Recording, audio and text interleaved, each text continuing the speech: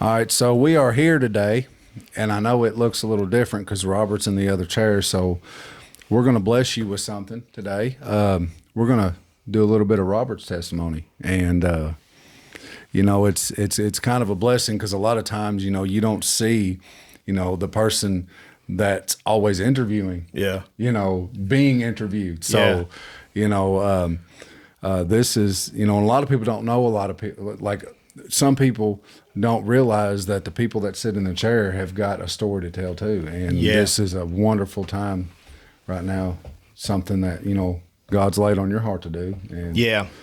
And so let's get started. I mean, where exactly are you wanting to get started with this? We can start at the top. Let's start at the top. First of all, I want to say thank you for doing this. You were the first one that started all this. You have the most views. Yeah. And here you are. I asked you to interview me and take over the podcast for the day, and I appreciate that. Yes. We'll start. I grew up in Kansas. I guess maybe you think it's a normal, typical childhood. If I tell it to somebody else, they're going to say, "Oh no, that wasn't normal." But when that's all we did this once before, but it just didn't work out. So we have to do this again. And I think one of the things that I really wanted to go back and reflect on was my childhood wasn't all bad. No, there was good times. Right. But there was a lot of bad, though. I would say the bad definitely outweighed the good, but I don't want people to think that my entire childhood was just garbage, because that's just not true. Yeah, right. I grew up with two sisters. Mom was rock and roll. Dad's a cowboy. My dad was your what I think of as a cowboy. Was drinking and fighting and, rodeo type of cowboy. My dad actually rode bulls. And oh, wow. Yeah, he was a fighter. Like he would get drunk, and he thought he was 10 foot tall and bulletproof, when he would get drunk. When my dad was sober, he was all right guy, but good luck finding him that way. Right. So in other words, he was like one of those that, like you would see in movies. They'd get out and get to partying and whatever they done, and you'd see him in the bars and all that. But realistically, he was a great guy. He would have been a great guy if he wasn't an alcoholic, for sure. Right. That brought out the worst in him. My mom would say that the reason why she got mixed up in the drinking and stuff was, she would say that if she couldn't beat him, join him. So then, my mom went down that road too with my dad. And actually, I think that's when everything got worse for them. But, I grew up in a trailer park, and me and my two sisters, my friend Jimmy, were pretty much the only white kids in the neighborhood. It was predominantly Hispanic, mostly Mexicans. Right. So for me, that was just kind of normal. Mexican families became my second family. I really liked their culture. One of the things that I always took away from Mexican families was they were strong with family, and they rarely ever split up. Right. The only time you would see at that time, the only time you would see a Hispanic family split up is if, like, they went to jail. You know what I mean? Like, divorce just wasn't a thing. Like, they just stuck it out. And I think that was one of the things that always appealed to me about them, was if you go to their house, your family. You eat at their table, your family. And they didn't discriminate. They didn't really see me as, of course, I'm a white kid. They all knew I'm a white kid, but they didn't really, most of the families just didn't really care, as long as you were respectable. Right. You better learn to eat hot food, that kind of stuff. And then when I got older, you better learn to drink beer too, because that was all there was to drink. Yeah. Oh yeah. You know what I mean? Yeah. I actually lived with a good friend of mine when I first turned 18, and hey, his mom was Hispanic, and she, hot food, jalapenos was like at every meal, they drank really heavy. And I get that. I understand what you're saying. That is legit. Like, that is a real thing. Like, the hot food is very serious whenever it comes with that culture. And, for sure. And, But yeah. So, besides that, you know what? Like, how did you come here? Like, how did you start to walk this walk? You know, let's talk about that. Let's talk about, you know, what makes Robert Robert. You know what I'm saying? Like, what? That's a hard question. It's a really hard question because of everything I've gone through in my life. Yeah. And then also to, you know, go from pretty much being an atheist to now a lover of Jesus. You know, it's really hard to pinpoint me. You know, especially being from Kansas, and you know, this is Kentucky. This is totally different. You know, this is a different lifestyle altogether. Yeah. But I guess for me, I come from a broken home. Mm-hmm. Yeah, my parents split up when I was, I think, 10 or something like that. My dad was a wife beater. Really, my dad beat up my mom a lot, and then it was mainly because of the drinking and stuff. Yeah. But I was one of those kids that I think I saw it more than my sisters did, because we stayed with my dad's parents. We stayed with them a lot on the weekends and stuff. And that's when my parents would party and all that. But I think that I saw more of that maybe than my sisters did at an early age. Now, were you older than your sisters? I'm in the middle. Or you're in the middle? Okay. Yeah. I got an older sister and a younger sister. Okay. But I was one of those kids that was glad my parents got a divorce, because I knew that my dad would probably end up killing her eventually. Right. You know, so I'm always been a mama's boy, and I didn't want to see that happen to my mom. Right. You know what I mean? Right. And also, when I was 8 years old, I think it was 8, I woke up to my dad beating my mom, and I grabbed a baseball bat, and I told my dad, "You touch my mom again, and I'll kill you." Yeah. And I didn't find out till last year, but that's what started the anger in me.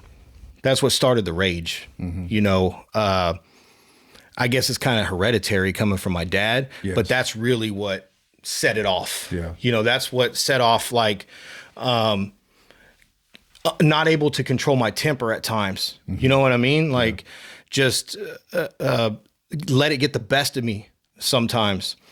And so when my parents split, my dad kind of really went wild after that. My mom and him had a pretty nasty divorce, to where we only went to my dad's like every other weekend or something like that. And there would be times that my dad was nowhere to be found. And my grandma, his mom, would actually buy us food and rent us movies and stuff when we stayed over there, because my dad had nothing. Yeah. You know, my dad would, he would rather drink his meal. You know what I mean? I think he tried in the beginning, but he was just too far gone when it came to the alcohol and ultimately drugs too. Yeah. I went to go stay with my mom, and it was me and my little sister. My mom moved in with this guy. At the beginning, it was all three of us kids, but my older sister was kind of wild. She eventually went to go stay with my dad. Okay. But I pretty much stayed with my mom until late teenage years. But she had this boyfriend when she first got a divorce from my dad. And I thought he was a great guy. You know, he also had his demons. He also liked to drink. Yeah. But he was more of a father figure than my dad. You know, he would take me hunting, taught me how to shoot guns, you know, all this boy type of stuff, take us camping, you know what I mean? All this type of stuff. My dad took us fishing and camping when we were little, but like that was kind of about it. You know, my mom was a stay-at-home mom. So my dad worked. And then, so we didn't see him a lot, because on the weekend he would party. Yeah. And then they hung out at this place called The Barn. And it was just a bunch of cowboys out there just getting drunk, riding horses, and a bunch of us kids too out there riding horses and carrying on. And I mean, there's all kinds of wild things that went on there, fights and you know what I mean? Just cowboys are wild. Yeah. Now, the cowboys I know are wild. Like, you ever see that movie Urban Cowboy? Yes. Those were the cowboys that my dad was, you know, just ex-cons and fighting and, you know, carrying on and doing all kinds of wild stuff. I thought that I was going to go in my dad's footsteps because my dad, it was like third or fourth generation cowboy. And when I was a kid, I used to ride horses, and you know, I wore the boots and the cowboy hat because that's what my dad did. You know, little boys want to be like their dad. But then, but then I think after the whole baseball bat thing, I didn't want to be like him no more. Yeah. Yeah. And you know, I kind of find that hard. Like, I can't picture you kind of like in a big cowboy. Yeah, I know, right? Say now that I know you, 'cause I didn't know you then, you know. Right.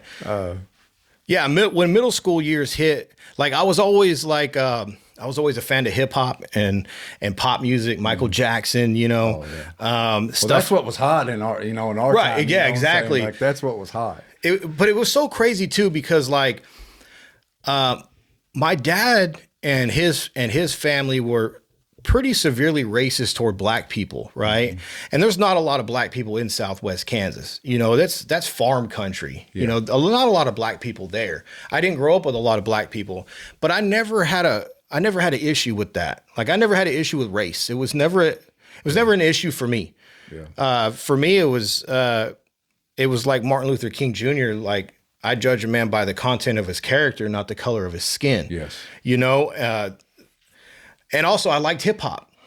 You know, how can I be that way toward people that I like their music, I like their culture, you know what I mean? Right. And so like, and another thing, I mean, you got to think too, you talked about how, you know, you were around a lot of Hispanic people, you know, so there was a clear difference in color. Like, you knew that, you know, people of different color or different race, you know, they're not bad. Like, they were good people. You seen that their family values were, you know, remarkable compared to what, you know, you grew up in. And so with that, you know, you probably absolutely you didn't see anything wrong with any difference in race or color or anything like that. I mean, of course they were dark skinned, but I mean, I didn't care. Yeah. You know, I always found that fascinating anyway. You know, where you darker skinned people, I still find it fascinating. And the awesome thing now is I have friends that are black and I love them dearly. You know, they're great people, you know, and I couldn't understand why my dad's people were like that. But then I also understand that they grew up in a different time and they were definitely ignorant. Yes. You know, and for me, we're all made in the image of God. Absolutely. I don't care what color you are. You are made in his image. And if I have a problem with your color, then I have a problem with my God. Right? Yes, you know, so I just didn't see that as an issue, you know. And then also when I got into middle school years, that's when I think I started getting pretty wild. That's when, you know, early 90s, the gang activity was getting big. It was all over TV, you know, rap music and gangster rap music, you know, and it really appealed to me. I was drawn to it, like that urban lifestyle, you know, the sagging pants and all that stuff. Like, it was as far from cowboy as you can get. Oh yeah. And honestly, it was about as rebellious as you could get for that time. So it appealed to me. Yeah. Plus, I like I still like hip hop. I listen to Christian hip hop now, but it's you know, you got a nice beat, you know, a nice flow. Like, I love it. You know, of course, I don't listen to any of that stuff now, that secular stuff, because of the content. Yes. You know, some of it's awful. Just really oh is. my gosh, like some of them beats. Yeah, you can vibe to them beats, but man, I can't get down with those lyrics. Yeah. You know, that's just and it's crazy because we look back on it now, and we're like, oh my goodness, we used to listen to that stuff. You know what I'm saying? Like, wow. Yeah, but still, there's times with, you know, those beats will come on. You're like, man, that beat. You're like, but gosh, I can't listen to this. You know what I mean? Yeah. Now, if I listen to secular music now, I like classic soul. I've always liked classic soul. The Hispanics are all about classic soul. And, you know, it's more about loving your girl. And you know what I mean? Like, I could get down with that now. I could still get down with that now. But I still would prefer Christian. But, you know, anyway, so I thought that maybe the gang life would be cool in middle school. And I did hang out with these youngsters for a little while. But I found out that you get into a gang, you get a target on your back. Yes. Instantly. You gain enemies instantly that you don't even know. And I remember when I was hanging out with these guys, everybody, all the other gangs started to know this, you know, the middle school. And I started to get to where if I didn't want to get into a fight, I'd had to run home. And I didn't like that. Right. You know, I guess it's different if your street gang lives in your neighborhood and all you had to do is run to them. But all I had with these little dudes, like, what are they going to do? You know, like, they're just a bunch of little kids. Yeah. And we're all going to get beat up together, basically. You know what I mean? So, like, that didn't really appeal to me. And then about 12 years old is when I started doing drugs. You know, started smoking pot, you know, and it just escalated from there. Yes. You know, I liked the feeling. It was fun. I mean, I'm not going to say I didn't have fun. Yeah. I did. I don't recommend it because there's a lot of consequences that come with that. Yeah, I tell people all the time, you know, it's they talk about, be like, and they'll say, oh, my, you know, when I done drugs, it was horrible. And I'm sitting there thinking, no, that's Satan's biggest advertisement. Like, look, it's a good time, you know, right? And it was fun. I agree. It was absolutely fun. Like, I had a ball, right? But you know, I have a lot more fun with Jesus, you know what I mean? But that's me. Anyways, go ahead. No, I mean that's where it started. It started with my oldest sister. She got me and my little sister high, you know, and then from there on out, it was like, whoever has some of that, we want some more of that. You know what I mean? And then about 13 is when I started drinking with my dad, actually. Really? Yeah, about 13.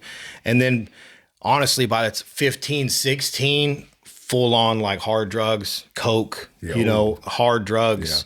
Yeah. That was a dark time. I would say from 15 to the time I moved to Kentucky, which was just shy of 22, it was some of the darkest times in my life. You know, I said that I didn't want to be a gang member, but most of my friends were, right? Different gangs, but that's where you got the drugs from. Yes. You know, the gang members where the drugs came from, and they get it from the cartels and, you know, all these other things. But so not being affiliated means that I can get drugs from a bunch of different gangs. You know what I mean? So basically I became a chameleon. You know, don't wear colors, and you can, as long as your money's green, you can get in where you fit in, you know what I mean? Like, it's so crazy too, because my favorite colors are red and blue. Couldn't wear either one of them. Right? Like there was one time I went to a party and I had a red jacket on and almost got into a fight over that red jacket. Really? And I wasn't affiliated, you know, but I had a red jacket on. Like that's just the time, you know, the 90s. Yeah. Well, the 90s was rough, you know. We didn't have like shootings. Like there was some, but it was more like you went to the wrong neighborhood, you're going to get beat up. Yeah. Wrong neighborhood. You know what I mean? Like you might get sent to the hospital. Yes. You end up in the wrong neighborhood. Yes. And so you had to learn your boundaries. You had to learn where you could go, where you couldn't. And if you were with a certain person, that person basically had to vouch for you, you know, like he's cool. I got him. You know what I mean? Like it got pretty wild, you know? So you had to know your territory. Yeah. Your boundary lines. Yes. Yeah, at that time, I don't think it's like that now. But at that time, yes, you definitely better know your boundaries. You better know where you are at all times. And honestly, I think even now, I think I might have developed some PTSD, because even now I got to know where I'm at all times. I got to know my exits. I got to sit with my back to the wall and looking at the door. Yeah. Like, it's just, you can ask my wife. Like, we go to a restaurant, I'm like, switch seats. You know, and it's funny he says that, because we've actually been out to eat before, and he does do that. Like, it's completely legit. Like, he wants, like, when he walks into a restaurant, he's looking. Like, you can tell he's looking. Like, where's the back exit? Head on a swivel. You know, and he pays attention to everybody. It's just, you know, and I guess that makes sense now. And it's because you had that instilled at a young age. You've got to know where you're at all times. Yeah. And who's around you. Right. And we had to grow up quick. You know what I mean? We had to grow up. We had to act like adults when we were teenagers. You know what I mean? Yeah, we were stupid kids, but you better learn to man up real fast. You know what I mean? You better only joke around with your friends, that type of thing, you know? And so we hung around with cliques, you know, you You just really kind of hung around with cliques. Mm-hmm. And then also I got involved in a car club. My sister's ex-boyfriend was part of this car club, and I really enjoyed that. And I was never a member, but it was a lowrider car club. And at that time I had a lowrider, but I would cruise with them, but I wasn't an actual member. And like I went with them to car shows and all kinds of stuff, but I was never a member. And it was one of those things where my sister's boyfriend vouches for me, you know what I mean? So I'm in. Yes. Because he vouches for me, I'm in. Yeah. And it was so funny too, because like the way we dressed, the cars, they all thought we were gang affiliated because we all dressed like gang members. Like that's just how they dressed, you know, there's big baggy pants, dicky pants, you know, lowriders, like people just automatically assumed that we were gang members. We weren't. But actually they got into fights just doing that, you know, because the local gangs even would, you know, pull up sometimes, you know, and it's just, I don't know, man, just a ridiculous time to be alive, to be honest with you. So you went from riding horses, wearing cowboy boots, cowboy hats. As a kid, yeah. And then you went from that to wearing baggy pants, sagging, probably had a hat on backwards, you know. I mean, the whole 9 yards within like, what, 5 years? From 8 to like, you know, 13 to getting involved into drugs. Like that was a big transition. Huge transition. You know, completely different. You know, the difference between night and day. And, you know, it's probably safe to say it was in a form of rebellion because, you know, your dad was totally against that lifestyle, it sounds like. And definitely. Yeah. And also, you know, I even though I was a white kid, I really fit in. Like I could be a chameleon, you know, like I really fit in because I'm from the hood.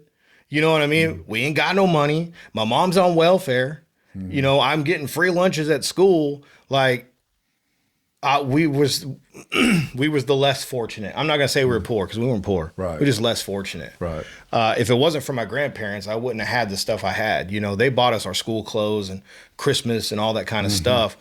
My mom, after my parents got a divorce, she was a waitress. She couldn't afford nothing. Right. You know what I mean? And I had to start working at 15 because I wanted the good clothes, you know? I wanted the basketball jerseys because that was a big thing back then. I wanted, you know, I wanted the Jinko jeans, you know? But they were expensive, you know what I mean? At that time, it was like $50 for a pair of pants, and that might as well be $200 now, you know what I mean? Yeah, you ain't lying. And my mom was like, I can't get you this. If you want this, you got to get it yourself. Yeah. So I started working. So basically, I worked for weed and clothes. Really. I mean, until I got a car, that's what I worked for, weed and clothes. Yeah. You know, and then I get a car and it was weed, clothes, and car. Yeah. You know what I mean? Like, all about it. Yeah. You worked for the lifestyle that you were living. Right. And then, you know, we would hustle a little on the side, sell a little bit of dope, but it wasn't like, I'm not going to say I was a dope man because I wasn't the dope man. I just, I liked drugs. So therefore I sold drugs. So I always had drugs. And then when you sell drugs, you do drugs with the people you sell with. So you're always, you know what I mean? And it was mostly weed, you know? So like you would sell weed to somebody and they'd smoke with you. You know what I mean? So like, that was appealing to me. Yeah. I'm not really the dope man, but I just got enough. Yeah. You know what I mean? And so, it was just a little side hustle. Didn't really make a lot of money on that, but it just. And of course, you're talking about, you know, you got about, you know, where you were from, you know, in Kansas, people had to vouch for you, you know, and I know around here, and I'm sure it was the same way where you were at is, you know, when you sold stuff like, you know, weed and stuff, you know, that was kind of the vouch, you know. You know, if you smoked, you were cool. If you didn't, you were suspicious, you know. Yeah. So that was kind of a, you know. Right, exactly. Yeah. Exactly. Especially being white, you know. You better smoke. Yeah. You know, or when there might be a problem. Yeah. You know what I mean? Yeah. But, I mean, for the most part, you know, I had a high school sweetheart. Thought I was going to get married at 15. You know, really? Oh yeah. Like I was head over heels in love with her. Right. And We broke up when I was, I think 17, something like that. I took it bad. I took it real bad. Like, that's when the drugs went. Oh, yeah. That's when it was like self-destruct. That's when I was like, I hope this kills me. Yeah. You know what I mean? It was like, and it was funny too, because I became good friends with her brother because we worked together at this restaurant.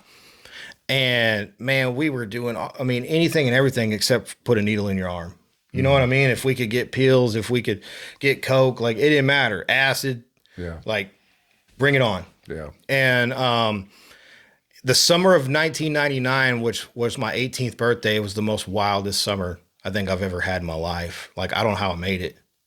I don't know. I don't know, Michael. Right. Like, right. No idea how I made it out. You know, like, a lot of drugs, like a lot. And my car got stolen. Oh, wow.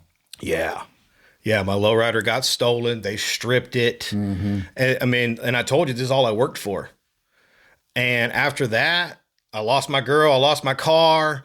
You know, I already had dropped out of high school. It was like, self-destruct. Done. Yeah. You know, and it was just a wild time in my life. And honestly, it went on until I met my ex-wife, and it still went on. You know, when me and her first started dating, I was a mess. You know, I was a total mess. And then you know, we were partying too. And then I started working as a yard driver at the beef plant, and I started hanging out with these dudes that were metalheads. So now I went from cowboy to hood dude to now I'm hanging out with metalheads, you know, and like totally different world.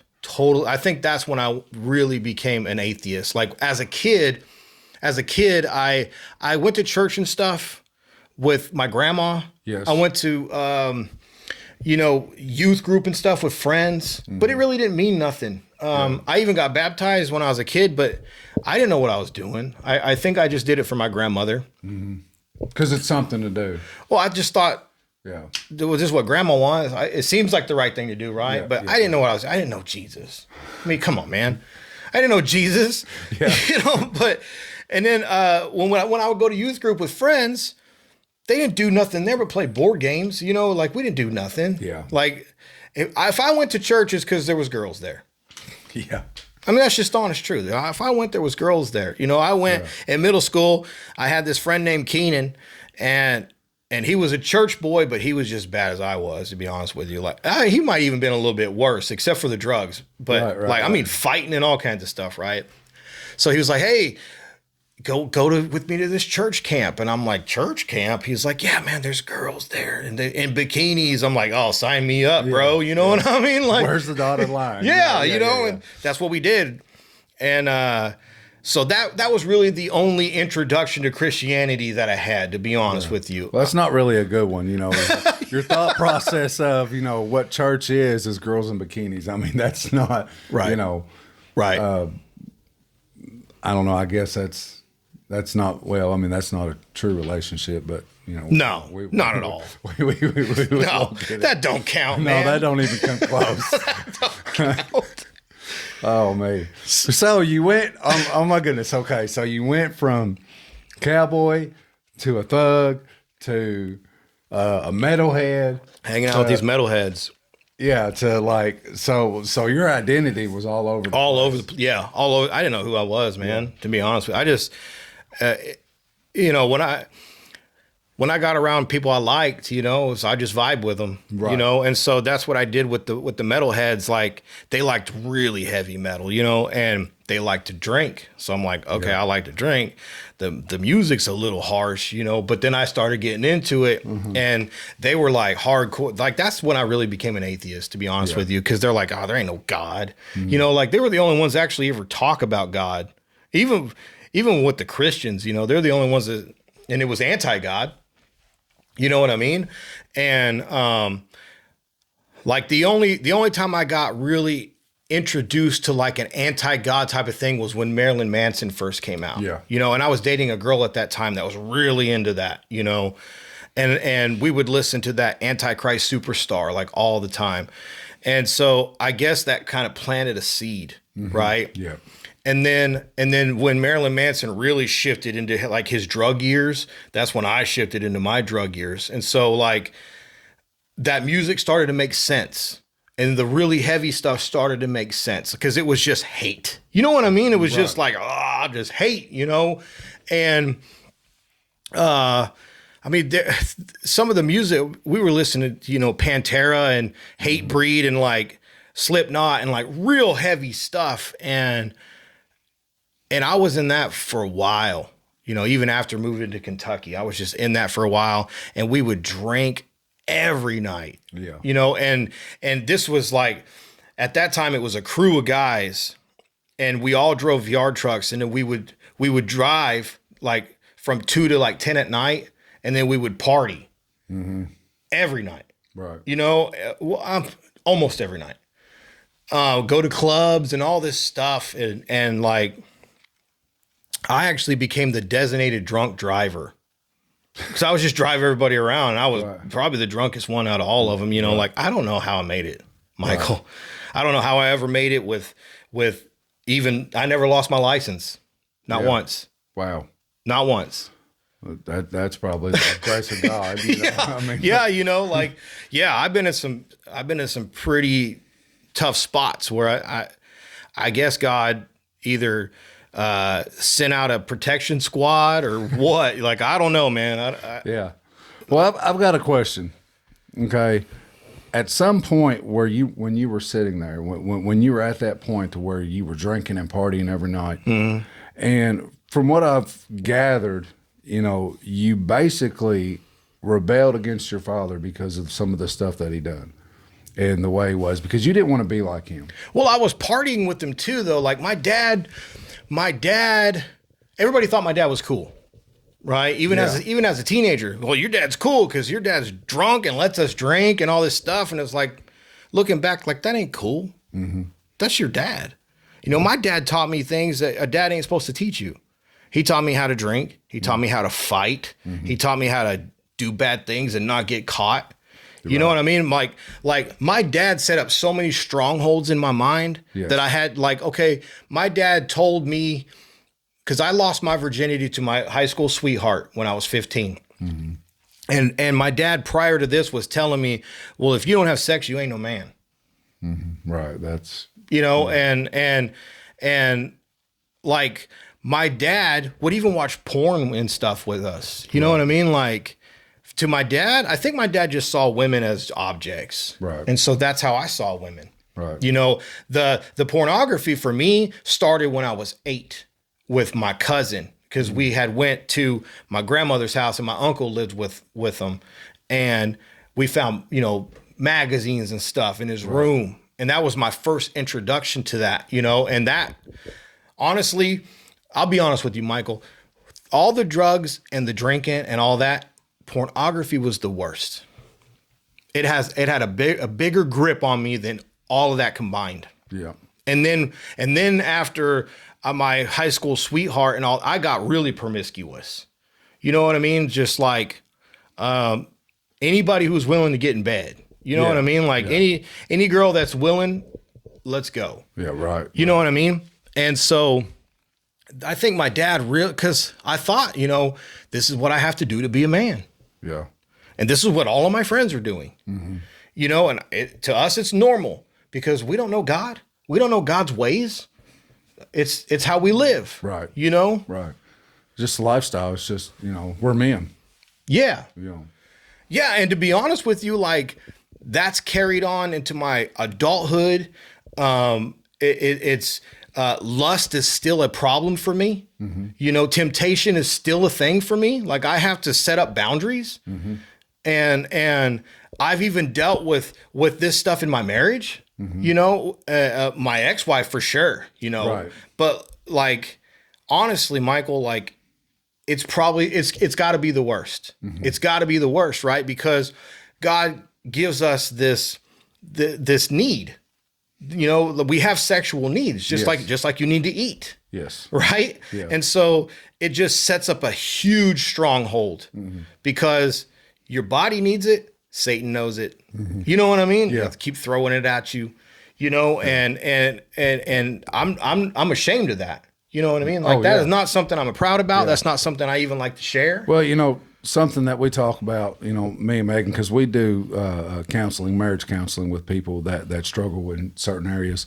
And something that we always tell all of them is God created man differently than he did women. Yes. Women are more of an emotional attachment. Yeah. Men aren't. They're more of a physical. And a visual. Yeah. Yes. Yeah. And with that, the enemy, you know, Satan has planted something to appeal to men as attractive, which is completely sinful, in my opinion. Right. And, you know, he tries to slide that in there like it's nothing.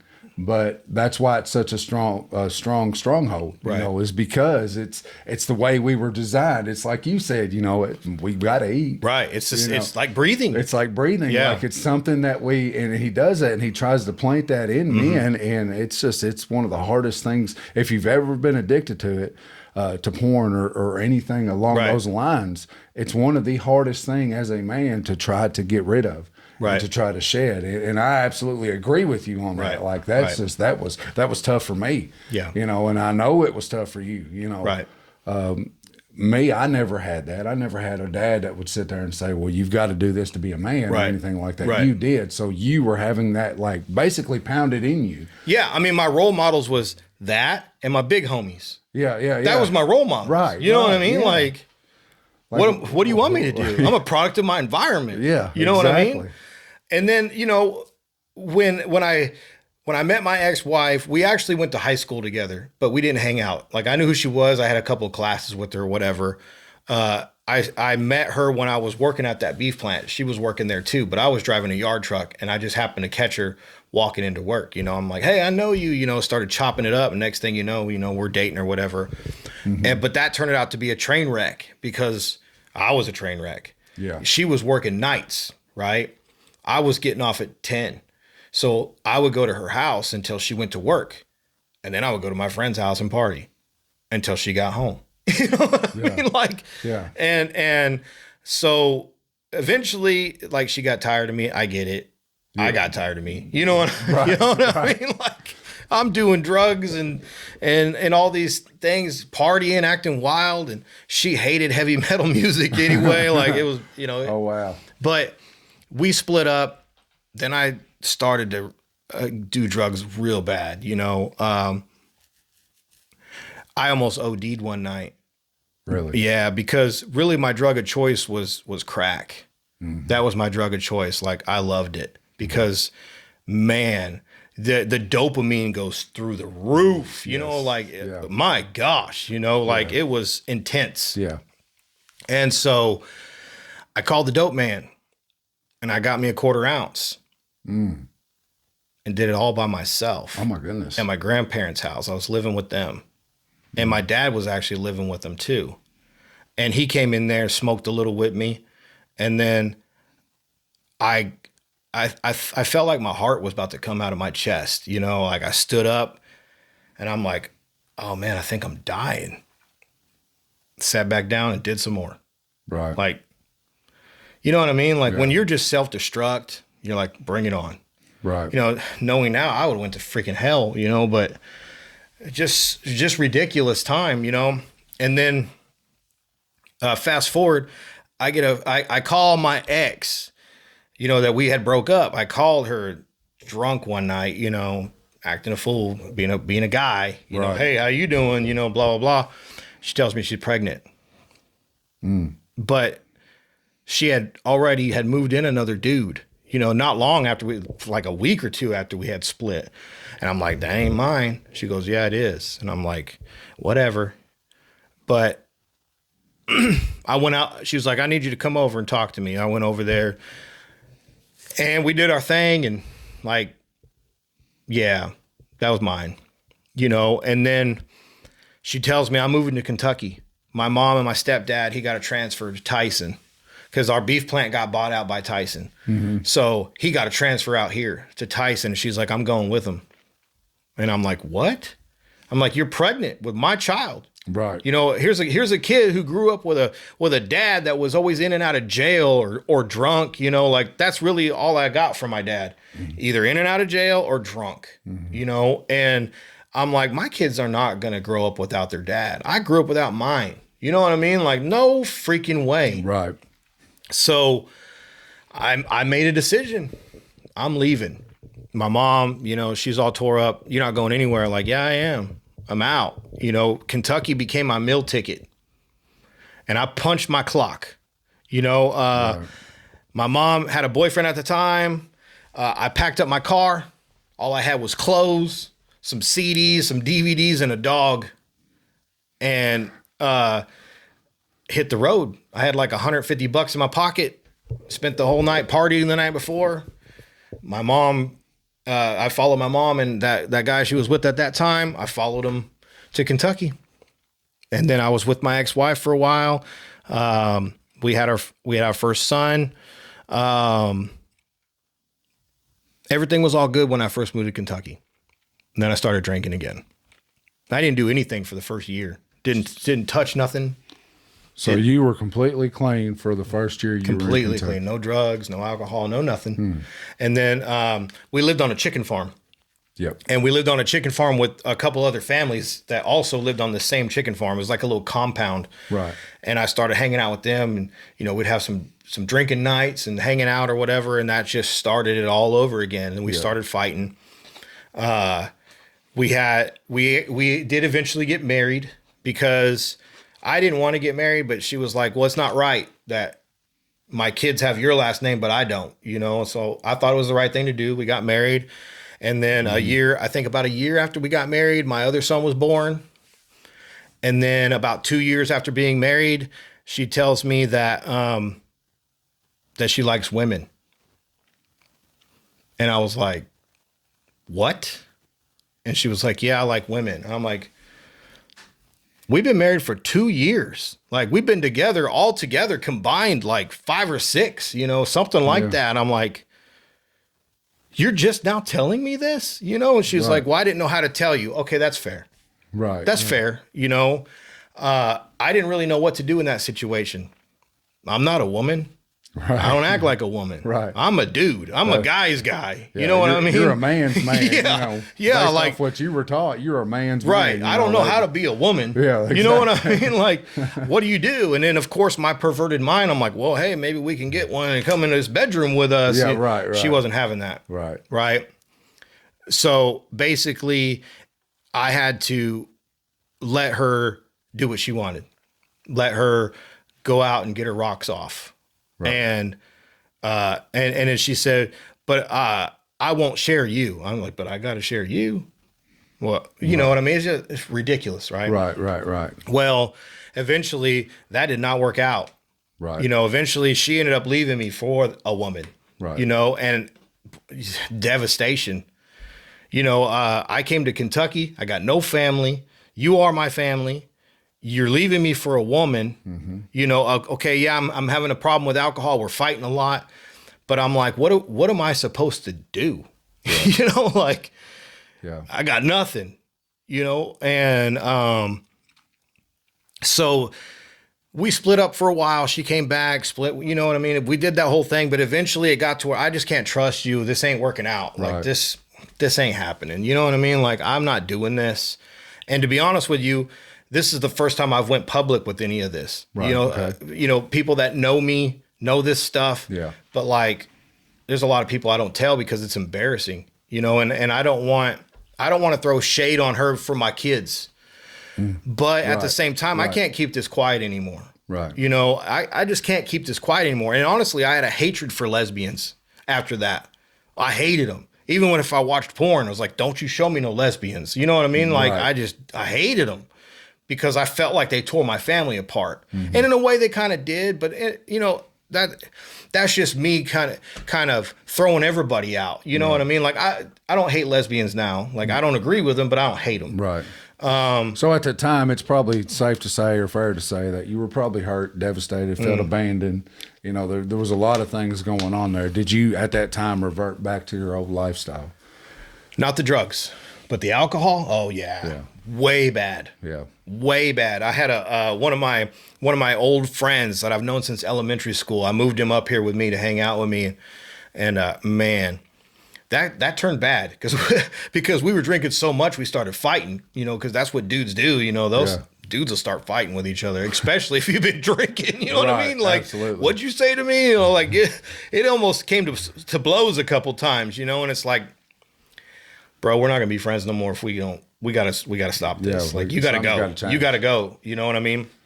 And then the girl that was my high school sweetheart, I ended up connecting back with her and moved her up to Kentucky. You know, and we had a thing for a while. And she was a Christian. And so that's the one that you were dating from like 15 to 17. Yes. Okay. Yeah, the one that broke my heart. Right. You know, I wanted to reconnect with her. And so she did, and she was Christian, you know, and she was hanging out with me. You know, we were drinking and fornicating and, you know, everything under the sun, but she's going to church on Sunday. Right. So me being the atheist I was, you know, I'd poke at her and just, you know, give her a hard time for that. And so you were still like full-blown atheist at this time, and she was a Christian. Yeah. And you were full-blown atheist. So it was kind of like there was a lot of button heads. Yeah. Right. Yeah. She even had me go to church with her once, and I'm like, is football on yet? Like, let's get the heck out of here. You know what I mean? Like, and then they were having like it was like all worship day. And like they would worship, and then pastor would get up there to speak and be like, nope, we're going to keep worshiping. And I'm like, what the heck is this weird crap? You know? Like, what is wrong with y'all? What is wrong with these people? But in that mindset, you don't understand. Right. You don't really understand what exactly is going on when you're worshiping. Yeah. You know? Yeah. So I mean, long story short, I ended up screwing her over. I asked her to get me a Bible so I could argue with her. True story. You can ask her. A true story. Right. She got me a Bible, and I started reading at Genesis because I thought it was a book. Yeah. You know, so hey, we start at the front, right? Right. And I read all the way, I think, to Judges, or I think it was Judges, something like that. And I'm just, what about this? What about this? What about this? You know what I mean? And she couldn't answer none of it because she didn't read the Old Testament. You know, they're New Testament. You know, and you know, hanging out with me, I'm sure she wasn't real fluent in her Bible, or she wouldn't have been with me. You know what I mean? Right. So nothing against her. It's just she didn't know. You know, I'll give her grace. Okay, I'll give her grace. Right. So anyway, I screw her over. She goes back home. I'm dating this other girl for a little while, and things go south with that one too. And at this time, I just didn't like to be alone. And I would buy the booze just so people would hang out. You know, like I just didn't like to be by myself. Like I did not like to be by myself, because when you're by yourself, that's when you got to face your demons. You know, that's when you got to come to grips with yourself. Yeah. And when there's other people around, they don't have to do any of that. You know, we just drink and listen to some music or whatever. Yeah. You can listen to somebody else besides the demons. Yeah, exactly. And so I ended up, my car broke down. My girlfriend left. And I'm like, I couldn't see my kids because I couldn't go get them because I had no vehicle. Right. So now I am alone. And it was bad, Michael. Like, it was bad. So the girl that I screwed over, being the good Christian that she was, she gets a hold of me, and she was like, I need you to go down here and talk to these people. And I'm like, for what? And she was like, well, they might be able to help you with your car. And I said, what are these Christians going to do for me? Mm-hmm.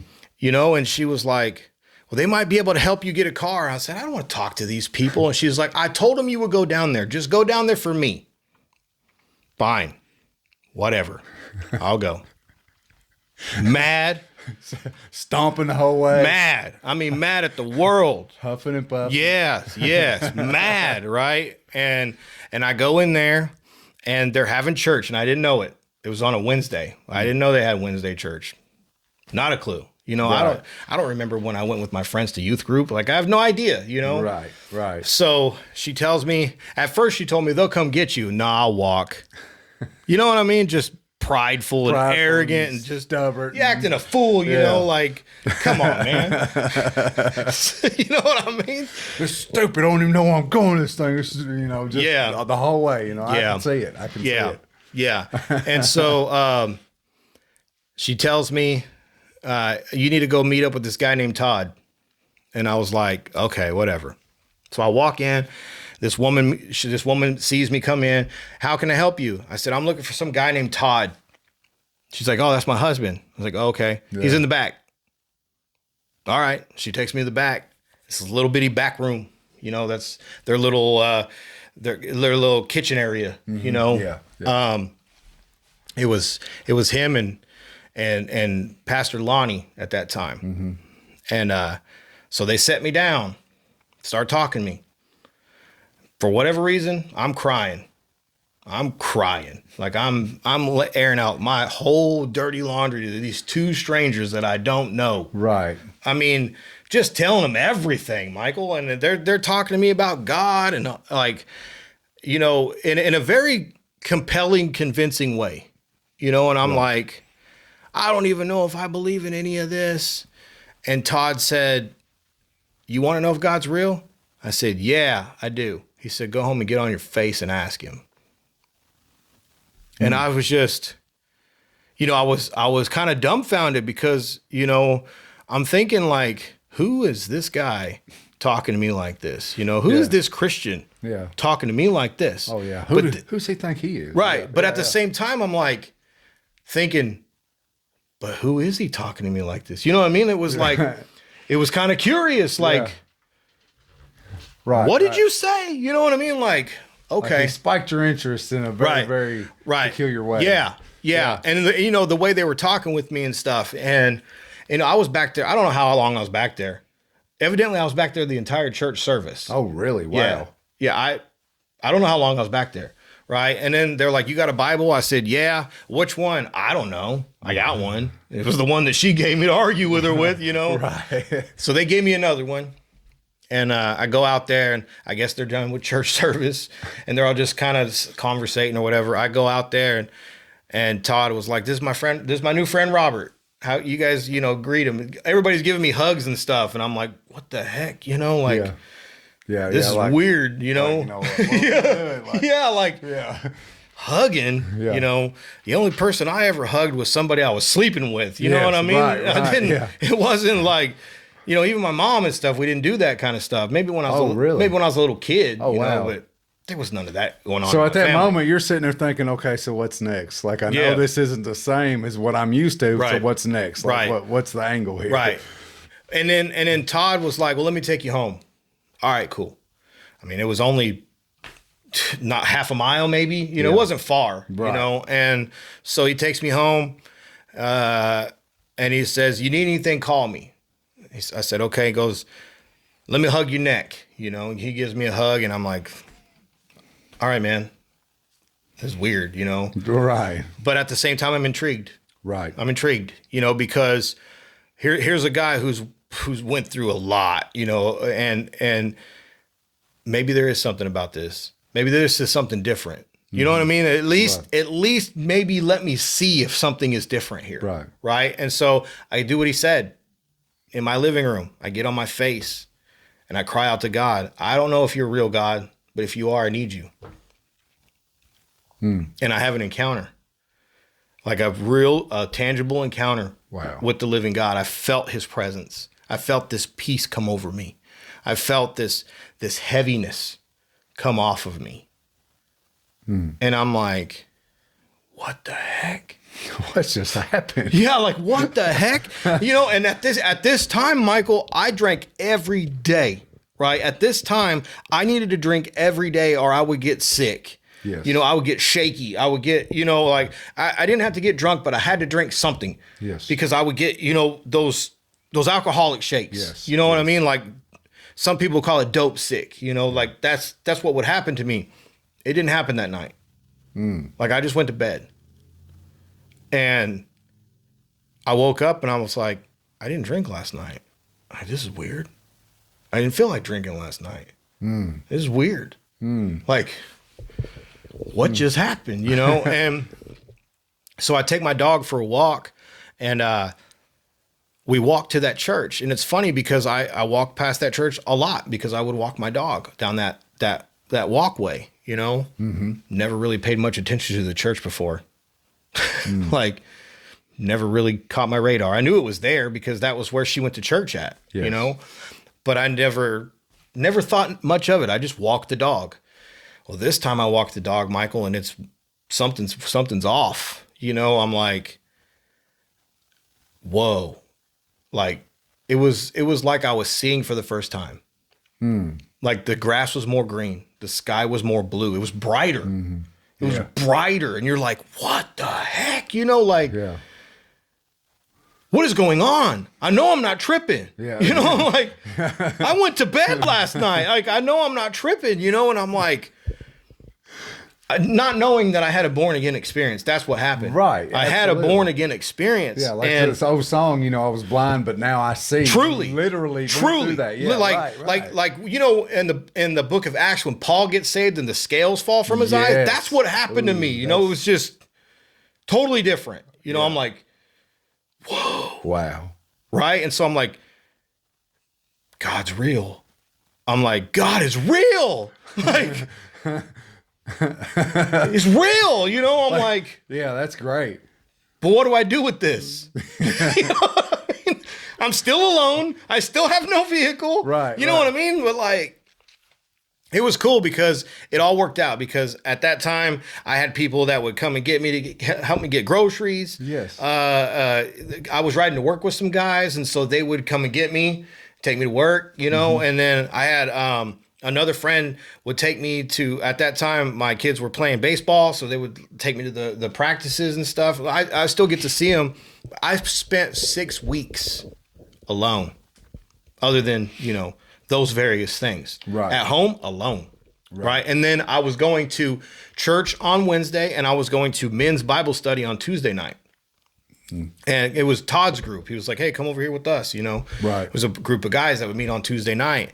So like, I'm just going, you know, I'm doing the thing, you know, like, let's give this a shot. Yeah. And well, I mean, after the encounter that you had, how could you not? Right, you know? right. Now at first, I'm like, I'm not vibing with these guys because I'm not used to Christians. Yes. You know, like, I don't get them. So I'm like covering up my tattoos, you know, and pulling up my pants, and just actually after that, God was like, pull your pants up. You know what I mean? Like, I was done after that. There was no more sagging pants, you know? Right. Just kind of, God did kind of clean me up, you know, threw away all the pornography. The only thing I kept around was the music. And for whatever reason, I wasn't listening to it. I just couldn't let it go. I don't know, man. Right. I had like a big old huge book of CDs, you know, and that was my life for a long time. You know, music was my thing. You know, it was my thing when I was happy, when I was sad, when I was depressed, when I was drinking. Like, music was my thing. It was always on. Well, music's one of those things that it doesn't matter what you're going through. There's a song out there that relates to what you're going through, you know, so you always go to it, you know. So right. Music's a very powerful thing. Right. You know. Right. Yeah, it really was my thing. And I think just in the beginning, I couldn't let it go. It was kind of a slow process at the beginning, right? Yeah. And I'm going to church, and you know, our church was a non-denominational. Okay. Yeah. Well, at this time, I didn't really know what a denomination was. You know what I mean? Denomination was. I was just like, yeah, they're all churches, right? You know, like they all believe the same thing, right? I was so naive, you know. Yeah. So I thought all the Christians were the same, Michael. Yeah. I truly didn't know anything. Well, we didn't. Yeah, absolutely, don't know nothing. Nothing. All you know is that you had an encounter and something was unbelievably different. Something, yeah, absolutely. Yeah. Night and day. Yeah. Night and day. You know, like even my language and everything. Right. Like I went from F this, F that to like, ugh. Right. If I would even say it, I was like, whoa. Yeah. Whoa, like immediate check in my spirit. Like almost scare you. Like, what did I just say? Yeah, I'm like, what? Where did that come from? Yeah, weird, you know. Right. Weird, Michael. So, you know, they're non-denominational, and if you look at the history of non-denominational, they're a branch off Pentecostalism. Yes. Right, and so they believe in the gifts of the Spirit and all these things. Well, I just thought that was normal. because this is the only Christianity that I know. Yeah, this right, here, right. what's going on, right? And at that time, Wednesday nights were prayer night. That's all the church did. It was just prayer night, and that's all I knew. I actually thought that that's what every church did also. Right. It was prayer night. Right. It was, we went there, we got on our face and we prayed, and you know, people would come up, hey, God told me to tell you this, and God gave me this scripture, and I'm like, how do you know? Like, thank you, but how do you know that? yeah, like it's accurate. Like, but how do you know? Right. Yeah. And, you know, and they just kind of started pouring into me. And then, of course, I'm going to this men's group, you know, and blah, blah, blah. Well, I remember one night they were having prayer, and they would set a chair out there. Anybody need prayer, sit in the chair, right? Yeah. Laying hands, you know? Yeah. And so I remember this lady sits down, they lay hands. I hear people speaking in tongues. I hear these things. I remember the pastor saying, I just, for whatever reason, I remember this like it was yesterday. I remember him saying, I feel tingling in my fingers. And I'm like, what the heck is going on? You know what I mean? You might want to get that checked out, man. Yeah, I don't know. Yeah. You know, like it was questioning, but curious questioning. Yeah. It wasn't questioning Absolutely. like, what's up with these weird people? It's like, no, what is this? Yeah. Right. And so, like, what exactly is going on? Yeah, what exactly is going on? Yeah. You know? Right. And so the cool thing, Michael, is I get saved at home, just me and God. No man gets the credit for that. The only person that can get credit is Todd for telling me to go do that. You know? Like I'll give him credit for that. Right. I'll give credit where credit's due. I'll give him credit for that. Yes. You know, and so I get saved at home. I go to work. Like this is a couple weeks or so, maybe 2 or 3, maybe 4 weeks after I'm saved. Right. Maybe 3. Anyway, I'm at work. I'm driving a forklift, and it's a stand-up forklift, right? Okay. And I'm driving down the aisle, and I'm thinking about this. And there's a guy I'm working with at the time that grew up Pentecostal. So he's been telling me about all this stuff, speaking in tongues and all this stuff. And I'm like, okay, dude, whatever, man. Right. So I'm driving down the aisle on this forklift, and all I keep thinking about was, I feel this tingling in my fingers, you know, like the pastor had said. And I said, God, I don't know what this is, but if it's you, I want it. Like this, boom, filled with the Holy Spirit. Oh, wow. On my forklift, at work, in the middle of an aisle, almost fall off of that thing, weak in the knees. I got a grin from ear to ear. I'm like, whoa. That is great. I'm like, whoa. Wow. Like, did that just for real happen? So I go talk to my friend who grew up Pentecostal.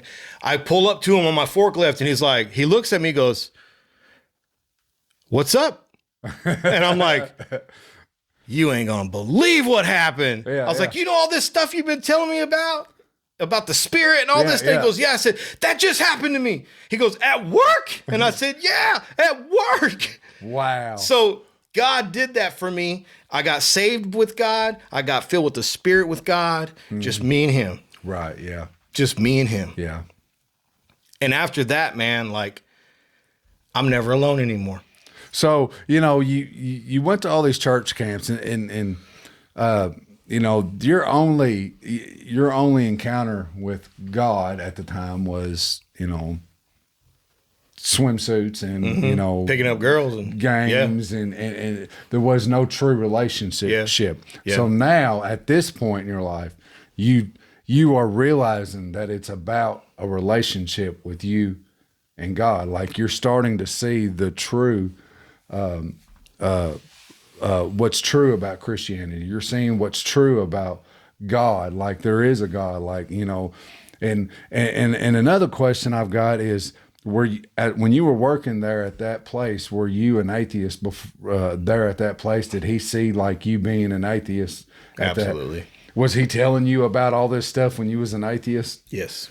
And this whole time you're probably like, man, you're full of crap. Yeah. You know, you're full of crap. I mean, I liked him. I thought he was a cool dude, but I'm like, whatever, man. And now you're like, dude, you're not going to believe you're not going to believe what, right now. Yes. Yeah. Wow. Yeah. So like, that's how it all started, man. Like, and it's been a wild ride. I know we don't have time to get all into my walk as a Christian, but like, I've had a lot of ups and downs. Todd and Lonnie both ended up becoming mentors. And then I actually had another mentor, a pastor of another church. He became a mentor as well. And he was actually a spiritual father to them. And so all these men just started pouring into me, you know, just kind of show me the ropes, you know.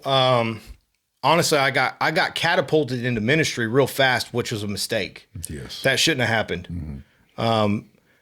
If you're new to Christianity, you don't need to be in ministry. That's right. Unless it's like praying for people or whatever. Anybody can do that. Right. You know, but if it's like has to do with preaching and stuff, like no, it's not time for that. Yeah. You know, let your relationship with God get stronger. You know, let your knowledge of the word get deeper. Yeah. You know what I mean? Ecclesiastics, it says there's a time and season for everything. Yeah.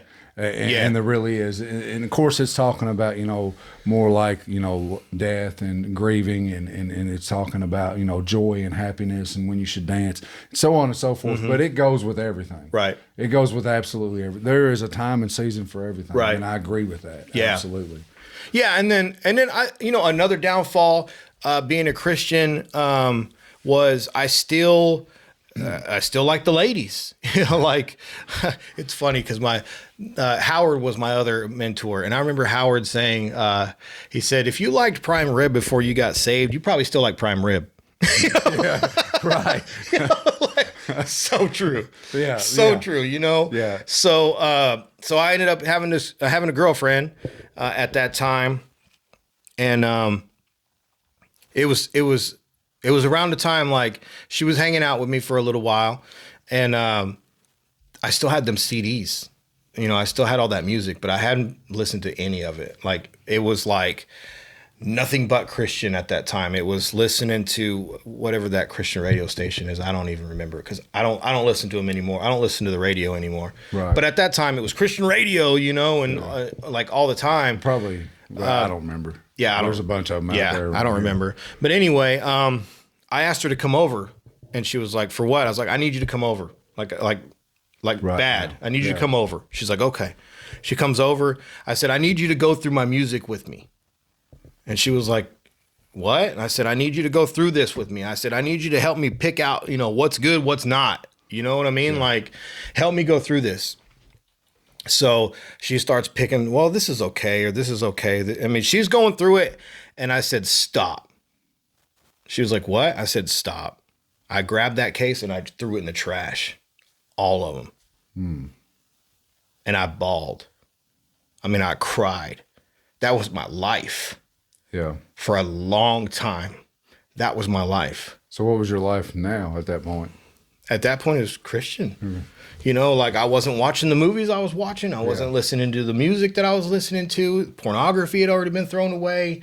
You know, of course, I still dealt with lust because I had a thing for women. Right. But, you know, I did not want to watch porn and, you know, those type of things. Like I didn't want that in my life. Right. And, you know, eventually the music just, you know, basically God asked me a question. And I couldn't give him an answer because at this time, I'm starting to hear him. Like I'm starting to really, you know, understand his voice, you know, and starting to, it was so funny too. Cause when I started, cultivating hearing his voice, like he would say things to me. Hey, call this person. Right. It was something simple. And I'd call him. Hey, what's up? You know, just a random person that I knew. And they're like, what do you mean?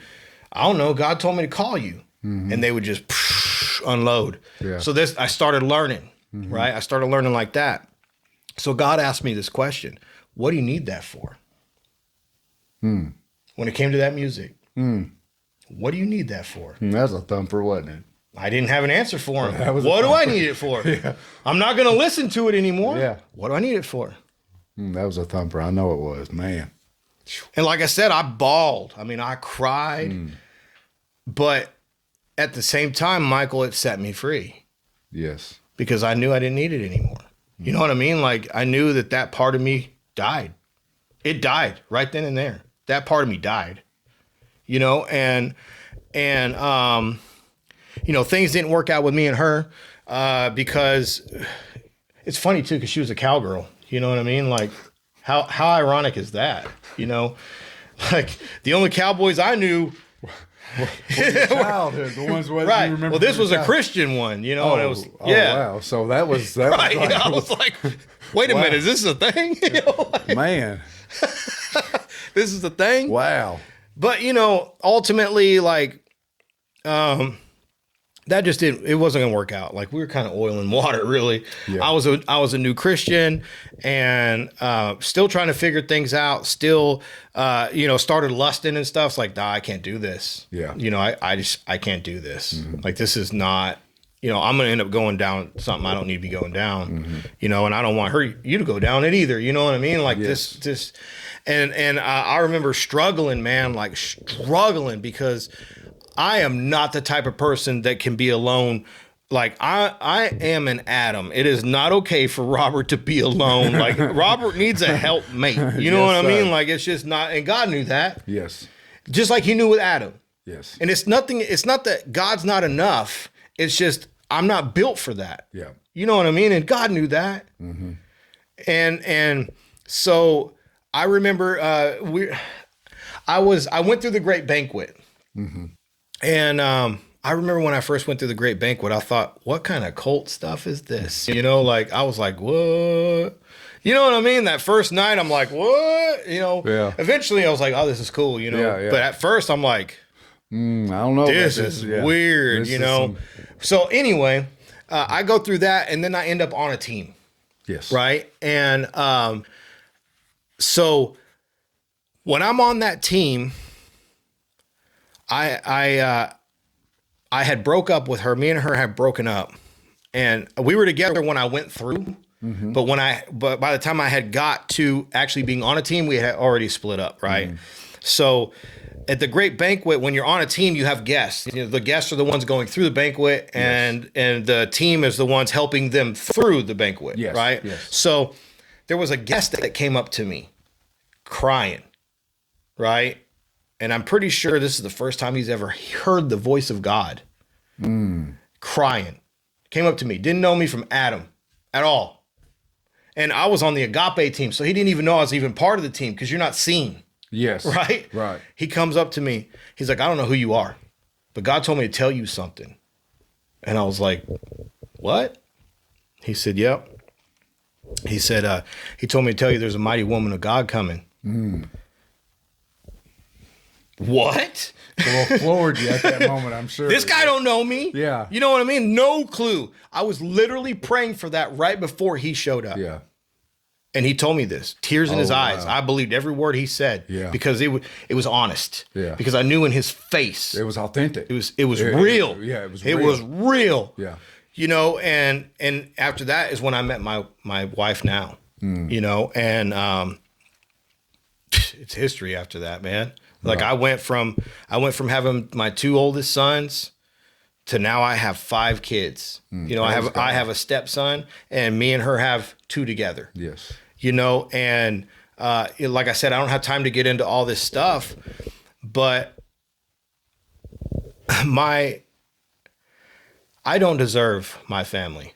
You know, I've made a mess of things, even as a Christian. I made a mess of things. I actually had to go get deliverance from childhood trauma. Yes. You know, I've had to walk a long road. I've been involved in a church split. I have been involved in legalism. You know, I have lost all my mentors. You know, like nothing. I love all of them. Yes. I'm not throwing no shade. I love all of them. There was a time where I was bitter, but I love all of them, and I bless them, and I still talk to them today. You know, but I've had to go my own way now, right? Yeah. And I've even led my family the wrong way. You know what I mean? And I've had to pay dearly. My family's had to pay dearly for my mistakes. Right. And the fact that they're still here is a miracle. Yeah. Michael, it's a miracle that they're still here, that they're still with me. And to be honest with you, they might not trust me anymore, but they're still here. You know, and I'm grateful for that. Yeah. Because I love my wife. You know, I love her dearly, and I have hurt her dearly. And I wish I could take things back, but I can't. That's right. You know what I mean? I can't. All I can do is repent and keep moving and ask for forgiveness. You know, I'm trying now to be who my wife needs me to be, who my kids need me to be, and ultimately the child of God has called me to be. I'm trying to do all those things. And sometimes it's hard, you know what I mean? Like you got to juggle all this stuff. Yeah, it is. You know, but the hardest thing I've ever done in my entire life, Michael, was be a husband and a father and a child of God at the same time. That is the hardest thing I've ever done in my life because every decision matters. Yes. And you better hope you made it right. Yep. You know what I mean? Like that, as a man of the house, that rests on your shoulders. Yes.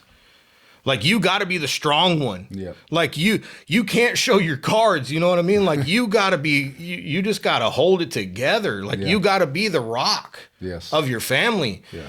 Man, that's so hard, Michael, because before I didn't have to do any of that. If I didn't like what was going on, I just leave. Yeah. You know what I mean?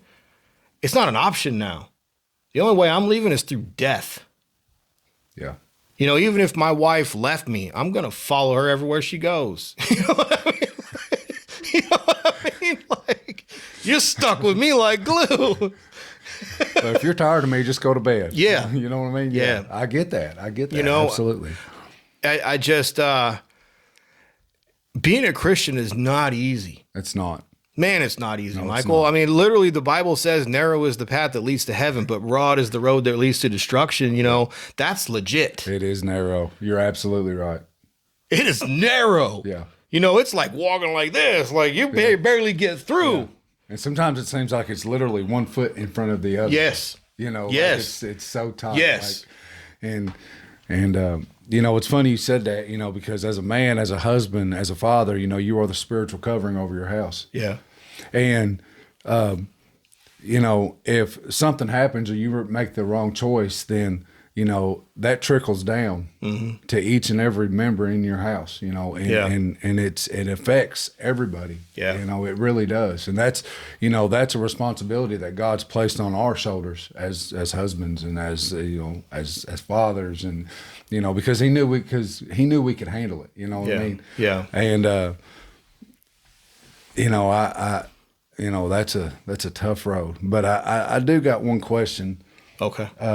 You know, before we get to closing, if you're done, to be honest, you probably need to do some more, you know, but the question that I've got is, you grew up cowboy or going down that path. Yeah. Going down that path. Yeah. And you grew up in a form of a gangster or, you know, thug life. Street guy. Yeah. Street. Yeah. Then you went into heavy metal, which then led into atheism. Ultimately, yeah. It really drove me to it. Yeah, right. You know, you've been a womanizer. Yeah, for sure. You've been a drug addict.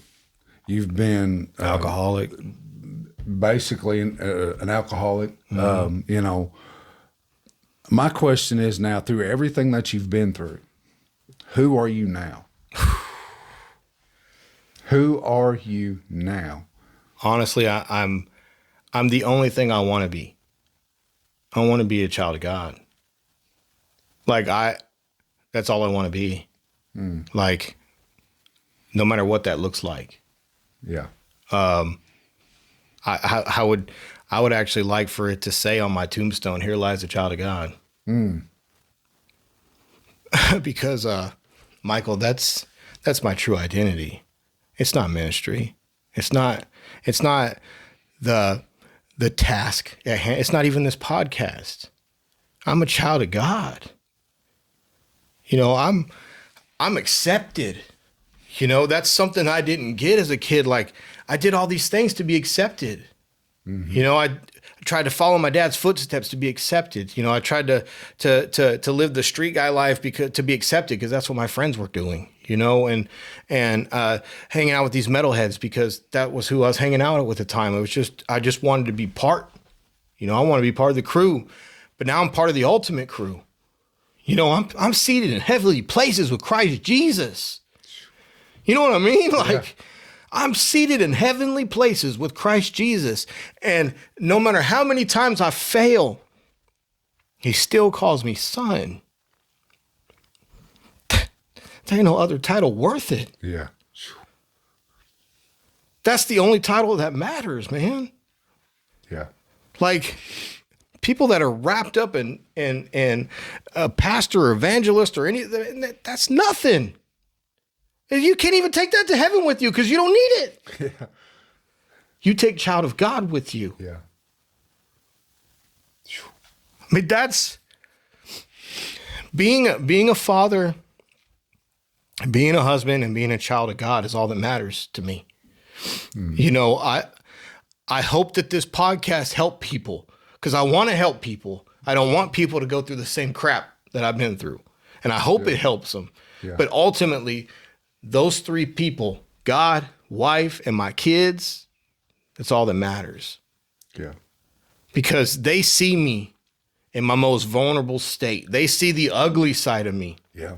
They see the side that you know, my wife likes to joke about this because of, you know, I'm involved in a prayer ministry, and we pray for a lot of women in rehab, and a lot of chatter has been said about me, like, oh man, Robert's amazing, this and that. And my wife laughs because she's like, yeah, I might do good for God, but you don't live with him.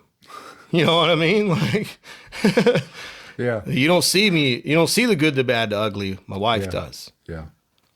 You know, and I want them to be proud of me. Like right now, Michael, I've been thinking about legacy. You know, the older I get, the more I think about, like, I want, if my family goes, if my future great grandchildren go and look up our genealogy, I want them to find something good in our family versus something bad that my dad left. Yeah. You know, a bad name for our name is what my dad left. I have to spend my life cleaning that up, cleaning up the mess that my dad started in me. God has to finish. Yes. And I believe he will. I believe he will see me through to the end. You know, I believe that God is, if I confess my sins, that he is faithful and just to forgive me and cleanse me from all unrighteousness. I believe that in my heart. That's right. Absolutely. You know, and so for me, man, God, I was telling a guy at work about this. I said, you know what? I've had a lot of problems in Christianity. I've had a lot of problems. And I said, there's been times where I even thought about hanging it up. I'm done with this. I'm so tired. But I can't because of God, because I love him so much. And I said, I said exactly this. You could ask him. I said, no matter how many times I crap the bed, God's been good to me. And he stays good to me. Yeah. And he never leaves you nor forsakes you. No, I can't leave him. Yeah. He's been too good to me. That's right. I cannot leave him. I've had a lot of problems with Christianity, but you know what? It's so cool. It's so cool, Michael, because like God has allowed me to be me. I spent so many years trying to be somebody, trying to fit in, even as a Christian. I tried to become the cookie cutter. I tried to be like everybody else. You know, I tried to be the good little Christian boy and cover up my tattoos and, you know, put my polo shirt on. And that is not you. That is not me. That is not you. That is not, you know that. That's not me. That is not you. And God said, stop it. It's not who I called you to be. I spent years doing this, Michael, trying to please everybody around me. My spiritual fathers, I tried to treat like actual fathers, and I tried to make them proud of me. He was proud of me the whole time. And he's what counts. And he said, stop it. Yeah. Be you. I called you to be you. I need you to be you. The authentic, the realness, the rawness of me. Because you know that, Michael, that I get raw. You know, like I say some things I probably shouldn't say sometimes, you know, but that's just me. And God said, that's what I want. Well, word says he knew you in your mother's womb. He knew who you were going to be. He Right. already designed you a certain way. Right. You know what I'm saying? Right. That's what he wants you to be. Right. You know, he don't want you to be like everybody else because he didn't create you to be like everybody else. That's exactly right. And you are something special, you know, especially to me, you know, because, you know, me and Robert's known each other for a long time. And if you watch the one that I done where we were in separate or opposite chairs, you know, you learn that, you know, we went through the same legalism. Yeah. We went through the same, Church split, the whole thing. We went through the whole thing together. Yeah. And to be honest with you, I didn't really we were part of that, but we weren't close until after That's true. everything panned out. After everything split up, and we didn't grow close until after that. That's true. And that's true. Not everything bad came out of that. No, absolutely Good did come out of that. You know, for what the enemy makes for evil, you know, God turns into good in a lot of situations. Sometimes we just have to look at it, and you know, you're awesome, and don't ever be a cookie cutter. I couldn't see you a cookie cutter. I couldn't see it. You know, but that's you know, that's really awesome. That's everything you've been through, everything that everybody you've tried to please, and now, you know, you see the only person you have to please is God, because he's who matters. He knows me. He knows you. He knows me, and he knows you, Michael. Oh yeah, absolutely. Like this is the creator of the universe, and he knows us, and he calls us friends. Yeah. Like, can you believe that? Yeah, he calls us sons and daughters. He calls us princes and princesses. Come on, man. Come on. You know, that's what he considers us as you know, inheritance to his kingdom. That's what we are. Yeah.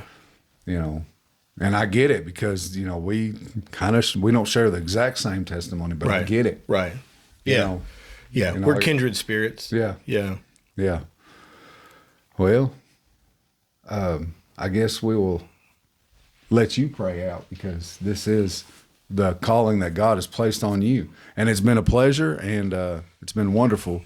It's been a little scary for me because I'm sitting in an opposite chair. You know, I have to usually try to refrain myself because I'm a big talker, and, you know, I know this is about Robert's testimony and the mess he was in, and the message that God's pulled out of it. And no, I think you did great. If you would go ahead and plug your channel, your TikTok and all that thing. Just let everybody know how they can connect with you. Yeah, I actually have a ministry. It's Raise Hell Ministry, and it's not like raise like you raise something up, like, you know, RISE. It's actually RAZE, and that word means to completely abolish or destroy, or to trample under your feet, to conquer. And God laid that on my heart, and I have a TikTok channel that, you know, I actually get on. Me and my wife do. We get on. We pray for people. We share testimonies, because ultimately that's what it's about. You know, Revelations 12:11 talks about, you know, how we're covered under the blood, and by sharing our testimony, and how we're different from that, and how things change from that, you know, and there's power in testimony. And that's wonderful. What Robert does here is because it's about testimonies. Mm-hmm. It's about, you know, the trials and tribulations you go through, because Christians, believers in God, you know, people that are reborn, they're not necessarily perfect. Because if we were perfect, we wouldn't need Jesus. Yeah. But ultimately we do. Yeah. And we have a TikTok, and we also do a YouTube channel, and we do a lot of outreach. And we also, we're actually in the process right now of, like I said earlier, we do marriage counseling. And one of our biggest testimonies is God pulled us out of a complete mess. Mm-hmm. I mean, the enemy, man, he tried to destroy our marriage, but God has pulled us out of something. And the word says, where two or three come into an agreement, it will be done.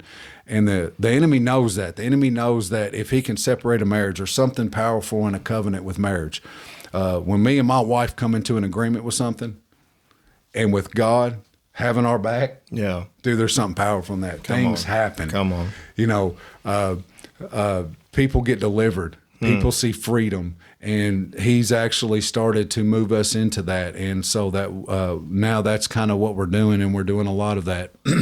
So get on TikTok, you know, follow us, get on YouTube. It's all under Raise Hell Ministries. And to be honest with you, that I got a testimony for Robert. You know what his ministry has done. I never started that until I sat in that chair. I was always fearful. I was always so fearful to get on and to just share something. And until I sat in that chair, God showed me that I am capable. Amen. He showed me that he qualifies the called. Amen. He shows me that, you know, it is possible for me to get on and to do this. And we've seen, there was one week where we had like 40 people dedicate and give their life to Jesus. And it's just a ministry that God's opened up, and through Robert being obedient, moved that ministry into action, into full play. I mean, it just full speed ahead, you know. So, amen. Yeah. Yeah. So check them out. Yeah. Raise Hell Ministries, R-A-Z-E. R-A-Z-E. All right, Michael. Yes, sir. You want to pray us out, bro? Yeah, let's do it. You want to do it? Yeah, let's do it. Outstanding. Thank you, Father. Thank you for this time together. Thank you for everything that you have brought us through. To you be the glory. Yes. And for more. I just pray for more, God. More of you and less of us. Yes. And that you continue to guide us, strengthen us, help us to be men and husbands that you have called us to be. I pray that you bless Michael's ministry. I pray that you bless this podcast. Yes. That everybody would hear and that they would be blessed by this. I thank you, Father, for our time together as brothers. Yes. I thank you for everything that we have been through together. I pray for more of that we have more time together. Yes. And we just bless your holy name, Father. You are good. Yes, you are. All the time. Yes. You are good even when we're not. We thank you for your faithfulness, Father. We magnify you. We glorify you. All praise be to you. And thank you for everything that you do for us. Yes. In Jesus' name. In Jesus' name. Thank you for tuning in. If you like this, please hit like, subscribe, leave a comment, share this video, share it everywhere.